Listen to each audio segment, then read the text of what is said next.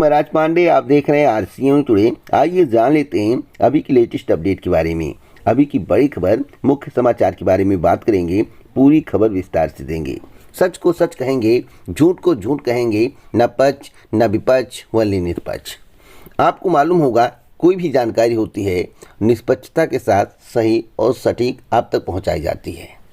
मैं हमेशा आपको गुमराह होने से बचाता हूं। आज के विभिन्न समाचार पत्रों में आपसे संबंधित कई खबरें छपी हुई हैं, जिसके संबंध में आपको जानकारी होना आवश्यक है। सच्चाई से रूबरू होना आवश्यक है। समाचार पत्रों में जो कुछ छपता है वही हो जाए, ऐसा भी निश्चित नहीं होता है। तो वीडियो को देखने के बाद आपको पूरी बात समझ में आ जाएगी। इसलिए वीडियो को शुरू करने से पहले मैं आपसे रिक्वेस्ट करता हूं, वीडियो को लाइक शेयर ज़रूर कर दें। इसी प्रकार की ऑथेंटिक जानकारी के लिए चैनल को सब्सक्राइब करें, बेल आइकन बाय ऑल पर सेलेक्ट करें। पहली खबर आरआरबी एनटीपीसी भर्ती परीक्षा को लेकर है। आरआरबी एनटीपीसी भर्ती परीक्षा के अभ्यर्थी काफ़ी परेशान हैं। आपको मालूम होगा कि इस चैनल के माध्यम से आपको बताया गया था कि आरआरबी एनटीपीसी भर्ती परीक्षा के जितने भी कैंडिडेट हैं, सेंटर दूर होने के कारण नाराज दिखाई दे रहे हैं। अभ्यर्थियों में आक्रोश है। इसको लेकर रेल मंत्री के पास ट्वीट किया गया था और खबर मीडिया में भी आया था, लेकिन इसका कुछ भी इफेक्ट नहीं हुआ। लेकिन एक सहूलियत दी गई है। सहूलियत क्या है कि स्पेशल ट्रेन चलाई जाएगी। यहाँ पर साफ साफ लिखा हुआ है कि आरआरबी अभ्यर्थियों के लिए चलाई जाएगी स्पेशल ट्रेन। आज के समाचार पत्र में आया हुआ है। रेलवे भर्ती बोर्ड द्वारा नॉन टेक्निकल पॉपुलर कैटेगरी यानी कि एनटीपीसी के CBT2 का दूसरे राज्यों में परीक्षा केंद्र बना दिए जाने से अभ्यर्थी काफ़ी परेशान हैं। अभ्यर्थी नाराज हैं। रेलवे ने अब स्पेशल ट्रेन चलाने का ऐलान किया है, जिससे अभ्यर्थियों को कोई दिक्कत ना हो। अभ्यर्थियों की सहूलियत के लिए रेलवे द्वारा आगरा कैंट से पटना के लिए शनिवार 7 मई को स्पेशल ट्रेन चलाई जाएगी। ट्रेन का संचालन प्रयागराज जंक्शन के रास्ते होगा।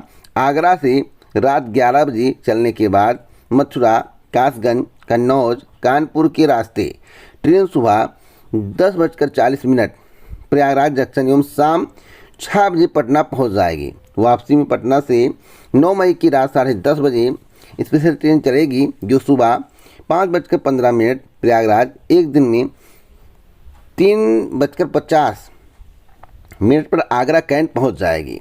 तो पूरी व्यवस्थाएं की गई हैं और मैं आपको बताना चाहता हूं कि इतनी व्यवस्थाएं आपकी सहूलियत के लिए किया गया है। आप चाहें तो स्पेशल ट्रेन में पढ़ाई भी कर सकते हैं। सरकार की व्यवस्था कैसी लगी, आप लोग अपनी राय कमेंट बॉक्स में ज़रूर दें। अगली अपडेट है वीडियो भर्ती को लेकर। देखिए, वीडियो के कई प्रकार के पद होते हैं। एक समाज कल्याण के वीडियो होते हैं, जिनको ग्राम विकास अधिकारी कहा जाता है। एक ग्राम विकास विभाग के वीडियो होते हैं। देखिए, विलेज डेवलपमेंट ऑफिसर की मैं बात कर रहा हूँ, अभी वीडियो की भी बात करूँगा। तो एक समाज कल्याण के वीडियो होते हैं, विलेज डेवलपमेंट ऑफिसर होते हैं, जो ब्लॉक में एक होते हैं, जो पेंशन लगवाते हैं, वृद्धा पेंशन हुआ इत्यादि पेंशन हुए, जो सरकार की कार्य योजनाएं होती हैं उस पर काम करते हैं, तो समाज कल्याण विभाग के अंतर्गत आते हैं। एक ग्राम विकास अधिकारी यानी कि विलेज डेवलपमेंट ऑफिसर होते हैं, जिन्हें ग्राम सेवक पहले कहते थे, जो कि ग्राम विकास विभाग के अंतर्गत आते हैं। एक विलेज डेवलपमेंट ऑफिसर होते हैं, वास्तविक रूप से उन्हें क्या कहा जाता है, ग्राम पंचायत अधिकारी। गांव में पहले सचिव के नाम से जाने जाते थे, सचिव साहब, जो कि ग्राम पंचायत के अंतर्गत आते हैं। और एक होता ब्लॉक डेवलपमेंट ऑफिसर यानी कि BDO। अभी तक मैं वीडियो की बात कर रहा था, अब BDO की बात कर रहा हूं, जिसकी भर्ती उत्तर प्रदेश अधीनस्थ सेवा चयन आयोग के माध्यम से नहीं होती है, उत्तर प्रदेश लोक सेवा आयोग के माध्यम से होती है। PCS में इसके कई पद शामिल होते हैं। PCS रैंक की भर्ती है और मैं आपको बता दूं, उसी के संबंध में आज के समाचार पत्र में बताया गया है। BDO के 500 पद खाली, अध्याचन सिर्फ 36 का मिला है। मैं आपको बता दूं ऐसा क्यों हुआ, अभी मैं आपको जानकारी दूंगा। प्रदेश में खंड विकास अधिकारी के 500 से अधिक पद खाली हैं, जबकि उत्तर प्रदेश लोक सेवा आयोग को PCS 2022 के तहत केवल 36 पदों पर भर्ती का अध्याचन मिला है। इस बार PCS में कुल पदों की संख्या तकरीबन 250 है। ऐसे में स्पर्धा बढ़ गई। प्रतियोगी छात्र चाहते कि वीडियो के सभी रिक्त पदों पर PCS के तहत भर्ती प्रक्रिया शीघ्र पूरी की जाए। देखिए, चाहने से कुछ नहीं होता है, हो जाए तो सब कुछ होता है। यहाँ पर एक महत्वपूर्ण बात लिखी हुई है, ताकि भर्ती के लिए आयोग को सही समय पर अधियाचन भेजा जा सके। समिति के मीडिया प्रभारी प्रशांत पांडे का कहना है कि पद रिक्त होने के बावजूद बेरोजगार नौकरी के लिए भटक रहे हैं। अभी तो अधियाचन भेजने पर कोई विचार नहीं चल रहा है, लेकिन इतनी मुझे जानकारी है कि जो 500 पद रिक्त हैं उसमें से कुछ पद जो है प्रोन्नति के माध्यम से भरे जाएंगे, प्रमोशन के माध्यम से भरे जाएंगे। हाँ, कुछ ऐसे पद है जिसका अधियाचन आ सकता है, लेकिन आयोग की प्लानिंग है जो नेक्स्ट पीसीएस होगा 2023 वाला, बातों को समझिएगा, 2023 वाला, उसमें वीडियो के पद ऐड होकर आने की प्रबल संभावना है। अब इससे ज़्यादा मैं आपको कुछ नहीं बताऊंगा, आप समझ गए होंगे। स्टार्ट में बता दिया हूं कि 2023 की प्लानिंग चल रही है और कुछ पद प्रमोशन से भरे जाएंगे और कुछ पदों का अधियाचन जो है यूपी से 2022 में मिला है। अगली खबर कि विदेशी कोयला 1 रुपये यूनिट बढ़ा सकता है बिजली का बिल। आपको मालूम होगा कि बिजली घरों में कोयले की भारी कमी है और कोयले की भारी कमी होने के कारण बिजली सही समय पर नहीं मिल पा रही है। अब शेड्यूल बनाया जा रहा है और शेड्यूल के अनुसार बिजली दिया जाएगा, लेकिन विदेशी कोयले के कारण 1 रुपये प्रति यूनिट बढ़ सकता है बिजली का दाम। तो महंगाई चरम पर है, गैस के दाम बढ़ रहे हैं, पेट्रोल के दाम बढ़ रहे हैं, खाद्य पदार्थों के दाम बढ़ रहे हैं, इलेक्ट्रॉनिक वस्तुओं के दाम बढ़ रहे हैं, इधर बिजली के भी दाम बढ़ने वाले हैं। तो ऐसा कुछ नहीं जिसके दाम बढ़े ना हो, लेकिन शेड्यूल वाली व्यवस्था जैसे पहले थी उस तरह से होगी। जैसा कि आपको मालूम होगा, पहले था कि 1 हफ्ता दिन और 1 हफ्ता रात लाइट आता था। हम पहुंच गए हैं 2008 की परिस्थिति में इस समय। तो अब दिन रात होगा या नहीं, या देखने वाली बात हो सकता है कि 24 घंटे में कुछ टाइमिंग बांट दिया जाए कि इतने टाइम बिजली रहे। इसका भी सबूत मैं आपको देता हूं, आप वीडियो के साथ बने रहें, हमारे साथ बने। देखिए, यहाँ पर लिखा हुआ है यूपी में तय शेड्यूल से मिलेगी बिजली। यहाँ पर जानकारी पूरी दी गई है। कोयले की किल्लत और भीषण गर्मी के चलते बिजली की अधिक मांग के बावजूद प्रदेश सरकार ने तय शेड्यूल के हिसाब से बिजली देने का ऐलान किया है। पावर कॉर्पोरेशन ने गुरुवार को 31 मई तक प्रदेश के सभी शहरी और ग्रामीण इलाकों में बिजली आपूर्ति का शेड्यूल जारी कर दिया है। ताज ट्रिपेजियम जोन में शामिल ग्रामीण इलाकों में भी 24 घंटे बिजली आपूर्ति की जाएगी। अब आपूर्ति का समय बताया गया है शाम 4:30 बजे से 10:20 तक, दोपहर 12:30 बजे से 2:40 तक। और आपूर्ति के समय एक जगह और बताया गया है। देखिए, जो मैं अभी बताया हूँ आपको, हमीरपुर, ललितपुर, महोबा, चित्रकूट। टाइमिंग देख लीजिए। अब बांदा, झांसी, जालौन, बुंदेलखंड, यमुना पार, प्रयागराज। आपूर्ति के समय इसमें है 2:50 से दोपहर 2:50 से सुबह 8:30, सुबह 10:30 से 12:50, यानी कि दोपहर के समय की स्थिति यहाँ पर दर्शाया गया है। दोपहर के समय में कम बिजली मिलेगा और रात में आपको ज़्यादा मिलेगा, यानी कि 2 घंटे की यहाँ पर भी कटौती, 1.5-2 घंटे की कटौती की जा रही है।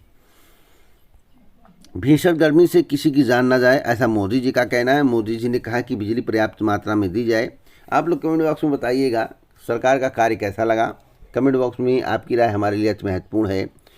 आपके गांव में बिजली पर्याप्त मात्रा में मिल रही है या नहीं, क्या टाइमिंग है, इसके बारे में ज़रूर बताएं। अगली खबर की विभाग अब सीधे पावर कारपोरेशन को करेगा बिजली बिल का भुगतान। बिल भुगतान की केंद्रीकृत व्यवस्था लागू, वित्त विभाग ने जारी किया शासनादेश। इस तरह करना होगा भुगतान। तो यहाँ पर भुगतान के संबंध में जानकारी दी गई है, क्योंकि बकाया बहुत ज़्यादा है और सरकार चाहती है कि सीधे जो है कारपोरेशन के खाते में पैसा जाए, इधर उधर ना भटके। तो व्यवस्थाएं सही हैं।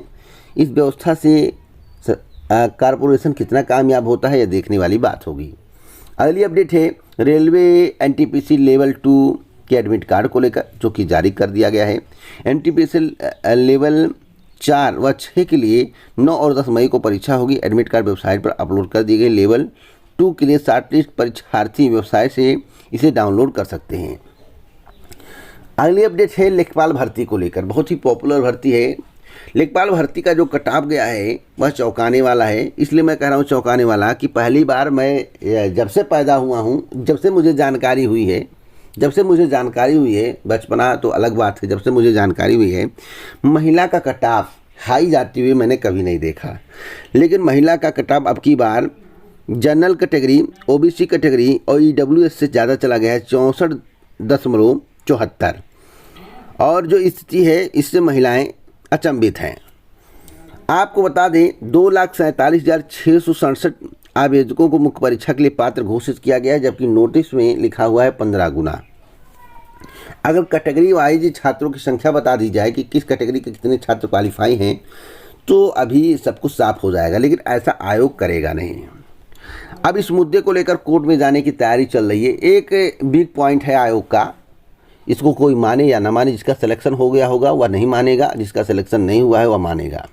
लेकिन कोर्ट में एक मुद्दे पर जाया जा सकता है कि 15 गुना बुलाएंगे कि 20 गुना बुलाएंगे कि या 30 गुना बुलाएंगे, इसका कोई नोटिस जारी नहीं किया गया। अगर कोर्ट में लड़के जाते हैं तो राहत मिल सकती है। साथ साथ मैं आपको बता दूं, सरकार और आयोग, देखिए कोई भर्ती कोर्ट में जाती है तो लटक जाती है। तो मैं यही कहूँगा, अगर आप कोर्ट नहीं जाना चाहते तो जमकर तैयारी करें नेक्स्ट पीईटी का, और नेक्स्ट पीईटी में जो है आप मांग करिए कि क्वालिफाइंग मार्क निर्धारित किया जाए। लेकिन मेरे पास जिस तरह की कमेंट आ रहे हैं, जिस तरह की मेल आ रहे हैं, जिस तरह की बातें सामने आ रही हैं नोटिस को लेकर, कट ऑफ को लेकर, उससे यही प्रतीत होता है कि मामला कोर्ट चला जाएगा। वैसे आप लोग जो है जमकर तैयारी करिए, जो चयनित है मुख्य परीक्षा की तैयारी करें, जो अचयनित है कोर्ट जा रहे हैं तो जाएं। हाँ, मैं फिर कहूँगा कि आयोग ने एक वीक पॉइंट छोड़ दिया है। आयोग को अगर 15 गुना बुलाना था तो ऑफिशियल नोटिस के माध्यम से सभी को जानकारी देनी थी कि हम मुख्य परीक्षा में 15 गुना कैंडिडेट को ही शॉर्ट लिस्ट करेंगे। यहाँ तक कि जब एएनएम का कट ऑफ जारी किया गया तो उसमें भी 15 गुना का कहीं जिक्र नहीं किया गया, लेकिन लेखपाल में 15 गुना का जिक्र किया गया। जब 15 गुना किया गया पदों के सापेक्ष तो 1,21,000, 22,000 या 1.5 लाख हो जाते। ये 2,47,000 कहाँ से पैदा हो गए, कहाँ से अभ्यर्थी को एकत्रित कर लिया गया, यह बात अभ्यर्थियों को समझ में नहीं आ रहा। तो आयोग को इस बारे में जानकारी देनी चाहिए। मामला कोर्ट जाने पर भर्तियां फंसती हैं, कुछ समय तक लटकती हैं, लेकिन अगर तथ्य सही हो, साक्ष्य सही हो और अभ्यर्थी मजबूत हो किसी तथ्य को लेकर तो अभ्यर्थियों की जीत होती है। ऐसा नहीं कि केवल सरकारें जीतती हैं। किसी भी कट ऑफ को निर्धारित करने के पहले या मुख्य परीक्षा में बुलाने के पहले अभ्यर्थियों को नोटिस के माध्यम से अवगत कराना पड़ता है कि हम इस तरह से कट ऑफ निर्धारित करेंगे, इस तरह से हम मुख्य परीक्षा में क्वालिफाई कराएंगे, जिस तरह से पीसीएस में होता है, इत्यादि परीक्षाओं में होता है। तो क्या आपको लगता है कि इस परीक्षा का जो कट ऑफ बनाया गया, लेखपाल भर्ती परीक्षा का जो कट ऑफ बनाया गया वो पूर्णतः सही है? एक बात मैं आज स्पष्ट कर देना चाहता हूँ, या 70 से कम नंबर वाले कैंडिडेट का अंतिम परीक्षा है इस पीईटी का। 70 से कम नंबर वाले कैंडिडेट का यह अंतिम परीक्षा है। जिस परीक्षा में 100 पद होंगे या जिस भर्ती में 100 पद होंगे, 200 पद होंगे, 300 पद होंगे, उसमें जिसके 95 परसेंटाइल से प्लस रहेगा उसी को मौका मिलेगा। बाकी वाले भूल जाएं कि 100 पद के लिए उन्हें मौका मिलेगा। अभी एक एलडीए यूडीए का भर्ती आया हुआ, उसके संबंध में लोग जानकारी मांग रहे थे, तो मैं आपको बता दूं जिसका 98 प्लस है वही उम्मीद करे, इसके नीचे वाले उम्मीद ना करें। मैं उम्मीद की बात कर रहा हूँ, ऐसा हो सकता है कि 99 चला जाए। तो 98 प्लस वाले जितने भी हैं वही उम्मीद करें। 98 से 1 परसेंटाइल नीचे आ जाता है तो यह आपकी किस्मत होगी, या आपकी किस्मत होगी। लेकिन जिस तरह से आवेदन हो रहे हैं उसके आधार पर मैं बता रहा हूँ 98 से कम नहीं जाएगा, प्लस चला जाएगा। तो लेखपाल के कट ऑफ पर आपकी क्या राय है? आप लोग अपनी राय कमेंट बॉक्स में ज़रूर दें। जनरल का सेम, ओबीसी का सेम, ईडब्ल्यूएस का सेम। और मामला कोर्ट जाने के बाद अभ्यर्थियों को जीत मिल सकती है। बिग पॉइंट मैंने बता दिया। वैसे मामला कोर्ट नहीं जाना चाहिए, भर्ती नहीं फंसनी चाहिए। जो क्वालिफाई हो गए हैं उनको परीक्षा देना चाहिए, उसमें कोई विघ्न नहीं आना चाहिए। लेकिन आयोग को इस बात की जानकारी देनी चाहिए कि किस कैटेगरी के कितने लोग क्वालिफाई किए गए हैं। लेकिन जिस तरह से तूल मामला पकड़ रहा है उससे यही प्रतीत होता है कि मामला कोर्ट चला जाएगा, क्योंकि आप मीडिया के माध्यम से जानकारी पा रहे होंगे, यूट्यूब चैनल के माध्यम से जानकारी पा रहे होंगे। यूनियन बन रहा है और यूनियन बनने के बाद क्या एक्टिविटी होगी, जो भी होगी तो इस चैनल के माध्यम से आपको बताई जाएगी। अगली अपडेट है, सरकारी नौकरियों के लिए कंप्यूटर कोर्स तय कर दिया गया है। 28 पाठ्यक्रमों को मान्य किया विभाग। 1 वर्ष की अवधि वालों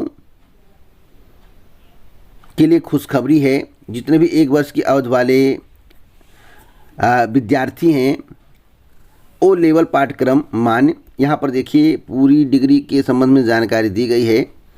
इंटर के बाद किए जाने वाले डिप्लोमा कोर्स होंगे मान्य।